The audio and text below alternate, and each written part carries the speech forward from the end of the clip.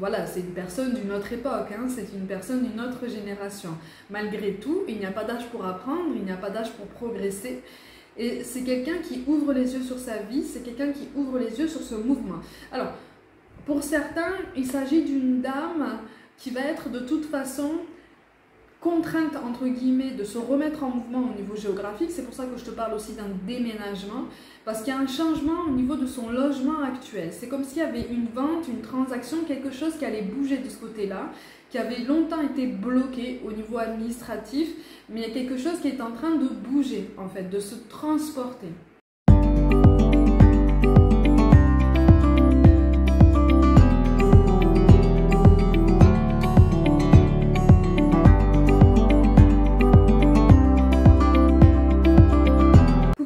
Bienvenue pour cette guidance intemporelle sans aucune carte, sans aucun support. J'espère que vous allez bien, que vous vous portez bien. Bon, je suis contente de vous retrouver pour qu'on puisse travailler ensemble de toute façon sans support. On va voir un petit peu ce qu'il en est au niveau des messages qui en ressortent. On m'envoie plutôt une énergie féminine qui est dans une nostalgie de son passé. Alors attention, ça n'est pas une nostalgie qui est douloureuse. En tout cas, c'est une nostalgie qui est de moins en moins douloureuse. Et c'est ça qui est plutôt positif, en ce sens que c'est quelqu'un qui se sent éloigné de ses racines, c'est quelqu'un qui se sent éloigné de ses terres, éloigné de ses ancêtres, tant au niveau géographique qu'au niveau énergétique. C'est quelqu'un qui a l'impression en fait d'être complètement déconnecté de ses ancêtres, qui a du mal à s'y retrouver. Il y a aussi beaucoup de zones d'ombre dans l'histoire de cette personne, en tout cas des choses qu'elle n'a pas réussi encore pour l'instant en fait à découvrir. Il y a des choses qui vont se mettre en lumière par après, dans les semaines qui arrivent. Il y a un voyage qui est prévu. Alors, en tout cas, il y a un déplacement géographique qui est prévu pour cette personne. Ça peut être un voyage, ça peut être un déménagement. J'ai le mot rédemption qui apparaît depuis le début en fait. Comme si ça allait être un pèlerinage, comme si ça allait ressembler en tout cas à un pèlerinage pour elle. Donc voilà, j'ai une femme dans une énergie féminine. Peut-être que c'est toi, peut-être que c'est quelqu'un de ton entourage familial, amical. C'est quelqu'un qui est nostalgique de sa famille, c'est quelqu'un qui a aussi des regrets. Des regrets de ne pas avoir pu accomplir certaines choses, des regrets de ne pas avoir pu dire certaines choses très belles aux personnes qu'elle a aimées. Donc c'est quelqu'un qui n'a pas eu spécialement une vie facile, de toute façon. Et on me dit en fait que c'est quelqu'un qui a longtemps vécu au bord de l'eau, ou en tout cas dans un environnement très facilement accessible au niveau maritime. C'est une personne qui visiblement avait un papa assez rude, assez autoritaire, le peu de fois qu'il était là, le peu de fois qu'il était présent. Son papa aussi était aussi une personnalité très rude, parce que c'est une personne qui a eu une vie pas facile, qui a été élevée à la dure, comme on dit, en tout cas de façon très sévère. C'est quelqu'un qui a souffert de cette présence masculine, de cette présence paternelle. Et on te dit que c'est quelqu'un avec qui tu n'es plus spécialement en contact. Tu n'es plus spécialement en contact avec cette personne. Mais je précise bien que c'est une femme, c'est une énergie féminine. Une femme dans une énergie féminine. Elle a longtemps été rongée par la colère, elle a longtemps été animée par un sentiment de manque en fait. Et c'est pour ça aussi qu'on te parle de rédemption par rapport à un déplacement géographique pour elle. Mais on te parle de quelqu'un qui est vivant, ok, qui est vivant, qui est encore vivant, mais avec qui tu n'es plus spécialement en contact. Ces 6 dernières semaines au moins, tu as pensé à elle. Tu as pensé à elle. C'est comme si tout un tas de souvenirs étaient remontés à ta mémoire la concernant. Vous avez des souvenirs en commun. Alors c'est peut-être une maman, c'est peut-être une maman, c'est peut-être une grand-mère, une tante, une grande sœur. Pour moi, c'est quelqu'un avec qui tu as quand même un écart d'âge et c'est quelqu'un qui est plus âgé que toi. Pour certains d'entre vous, il s'agit d'un lien fraternel. Alors, il s'agit d'une sœur avec qui il y a eu possiblement des jalousies ou en tout cas un sentiment d'injustice, un sentiment de déséquilibre par rapport à la fratrie en général, par rapport à la notion de fratrie. Et on me dit que c'est quelqu'un qui est croyant quand même. Elle a la foi. Quand je te parle de croyance, là, je te parle aussi bien de croyance religieuse que de croyance spirituelle, dans le sens le plus large du terme, tu vois. C'est quelqu'un qui sait qu'il y a une puissance supérieure, en fait, une puissance au-dessus de nous.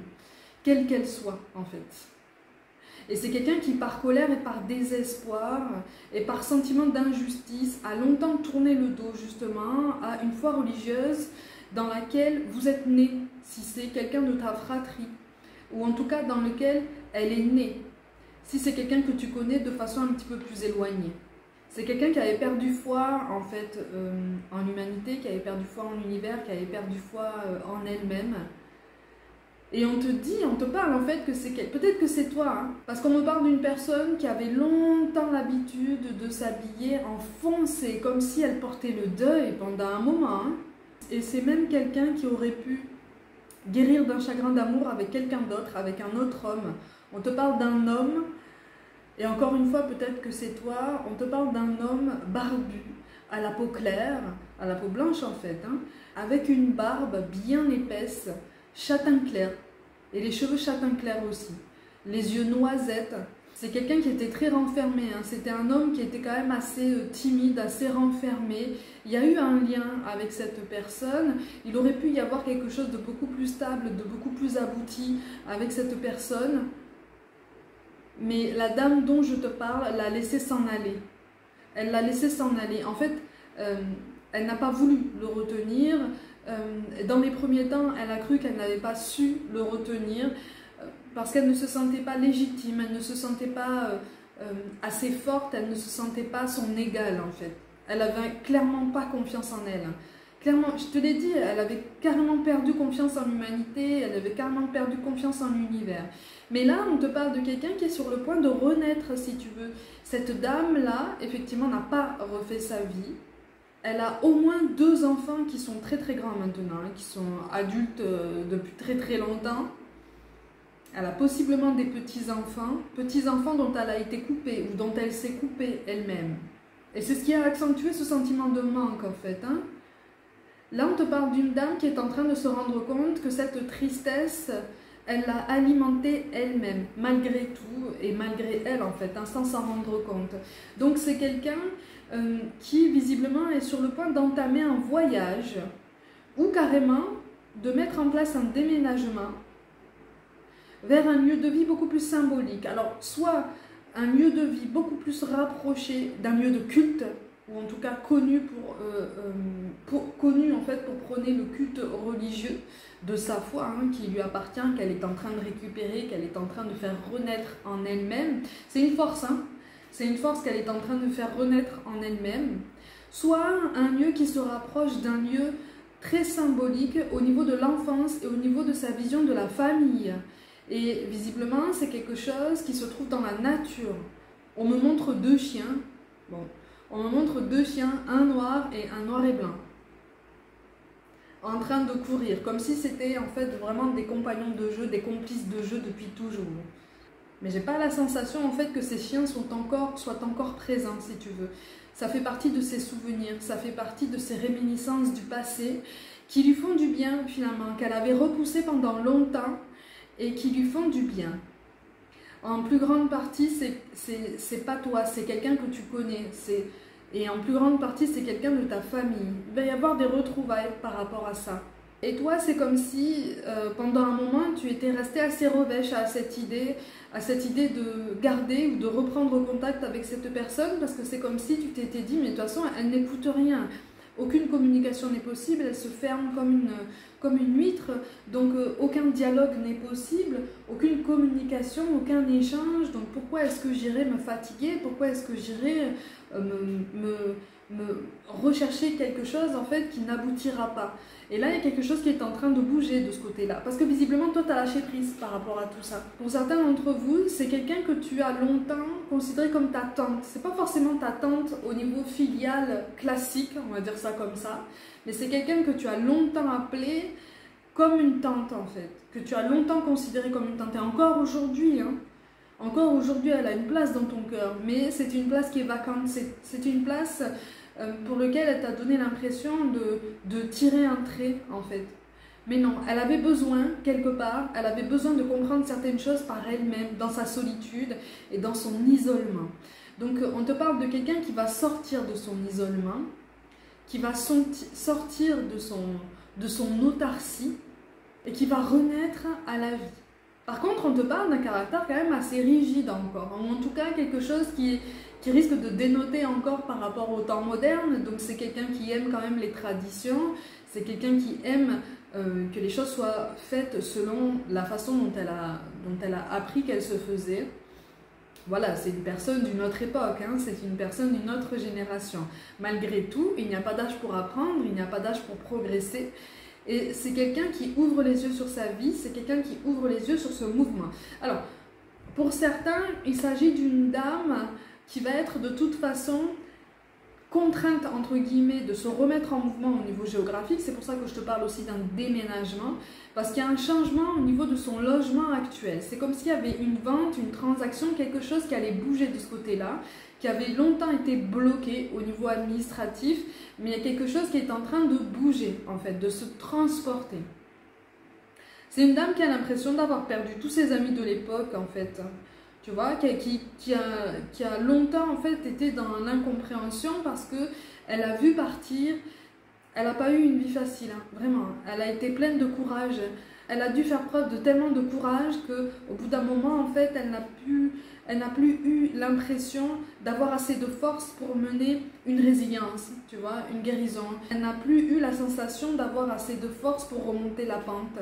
Et la seule solution qu'elle a trouvée à ce moment-là, mais ça a été de se couper du monde, de se couper des autres, pour essayer de se recentrer, essayer de digérer tout ça, parce que ça a été quand même assez fort. Hein. On me parle d'un premier amour qui est parti de l'autre côté. Là, pour le coup, c'est pas quelqu'un qui l'a quitté, c'est un premier amour qui est parti de l'autre côté, qui a longtemps été regretté, avec qui elle avait fondé une famille. Ça a été dur pour elle. Là, vraiment, c'est costaud. Hein. Elle a eu un parcours de vie quand même assez difficile. Hein.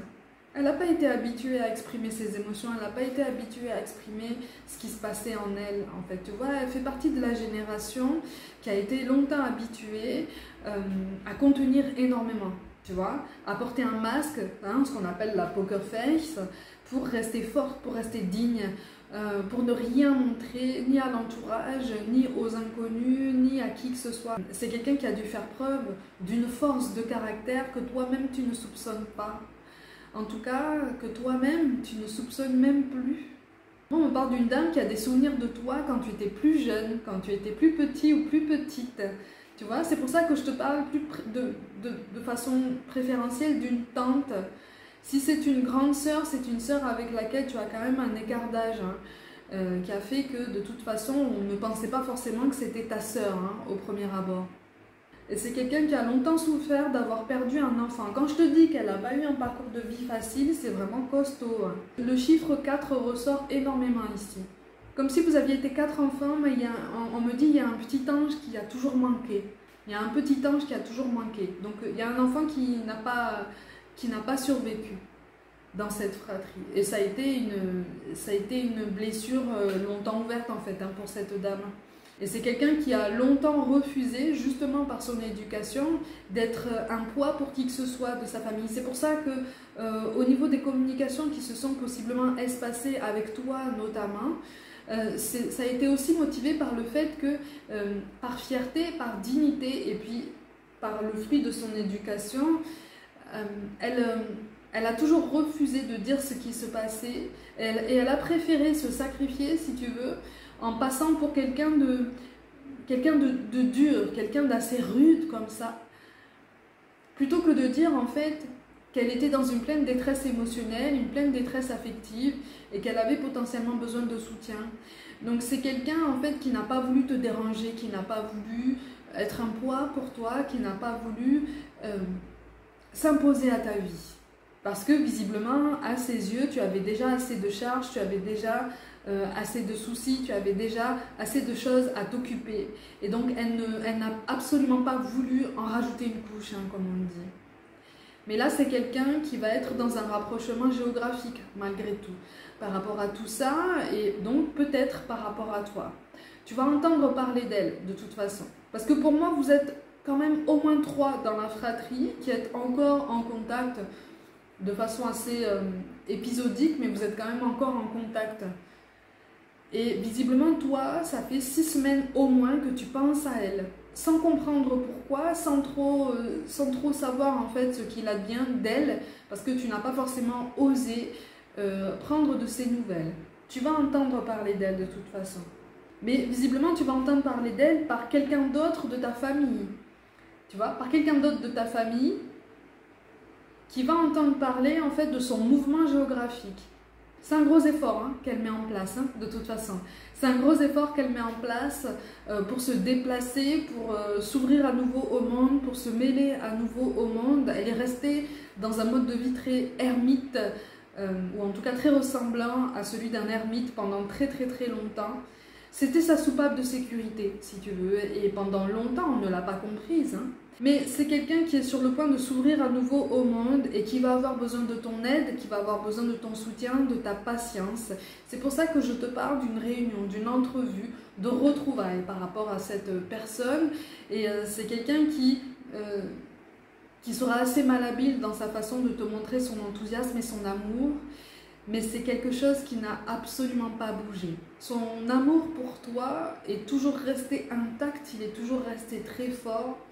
Et au fond d'elle-même, elle espère que tu n'as pas changé d'avis à ce niveau et que tu vas voir en fait tout l'amour qu'elle a pour toi. C'est simplement que pour l'instant, elle a été complètement tétanisée par la vie et qu'elle a voulu vous préserver. Et pour vous préserver, en fait, vous, ses enfants, elle a préféré se mettre de côté pour vous alléger d'un poids et pour vous permettre de vivre votre vie de plus en plus pleinement, de façon de plus en plus épanouissante. Elle n'a pas voulu vous imposer ce qu'elle a vécu. Elle n'a pas voulu vous inculquer ce qu'elle a reçu comme éducation, ou en tout cas pour partie. C'est en ça qu'elle vous a donné de l'amour en fait. Et quelque part, on est en train d'essayer d'attirer ton attention sur ça, sur le fait que c'est un acte d'amour déguisé, alors qui à premier abord comme ça n'inspire pas de l'amour et t'as peut-être inspiré un peu d'égoïsme et d'incompréhension, mais c'est un acte d'amour et de protection qu'elle a mis en place en se mettant à part. Mais là, il est temps qu'elle revienne à sa famille. On te dit, il est temps qu'elle revienne à sa famille, il est temps qu'elle reprenne contact avec ses racines, qu'elle reprenne contact avec les siens. Donc on te parle vraiment d'une retrouvaille, de nombreuses retrouvailles de toute façon, puisque vous êtes quand même assez nombreux dans votre famille. On te parle de retrouvailles avec cette personne, et c'est quelqu'un qui va redevenir petit à petit le socle qu'elle a été pour ta fratrie, pour ta famille, pour ton cercle en tout cas.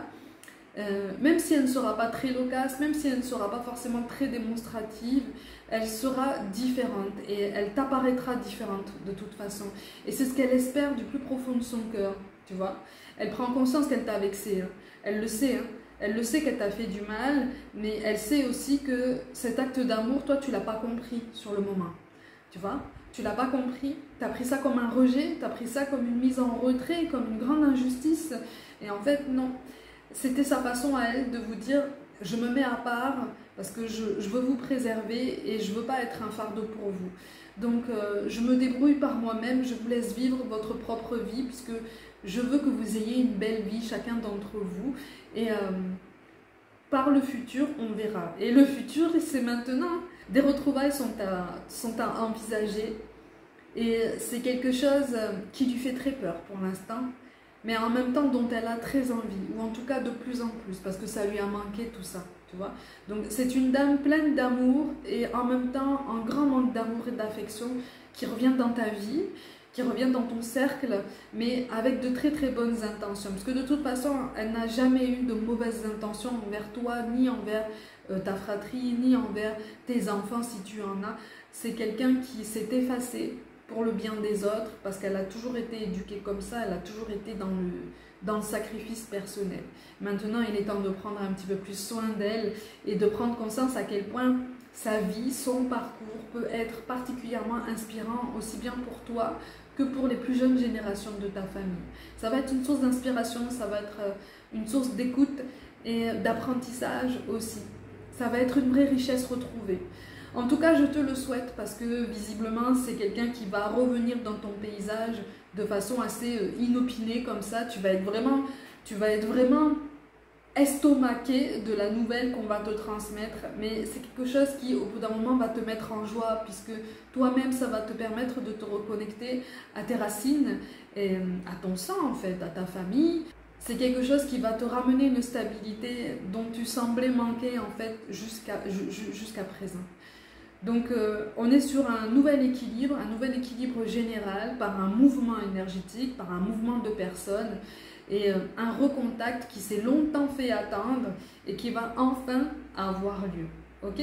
Pour certains d'entre vous, le mois de février est assez significatif. Donc à partir du moment où tu visionnes cette vidéo, cette rencontre aura lieu, ou en tout cas ce retour aura lieu possiblement soit en février, soit toi tu es né en février, ou cette dame est née en février. Malgré tout, le mois de février ressort très très fort. Ok ? Mes gazelles, comme d'habitude, prenez soin de vous, croyez en vous. C'était une guidance quand même assez particulière, mais tu sais que sans support, les messages sont différents. Je vous envoie tout mon soutien et je vous dis à très vite.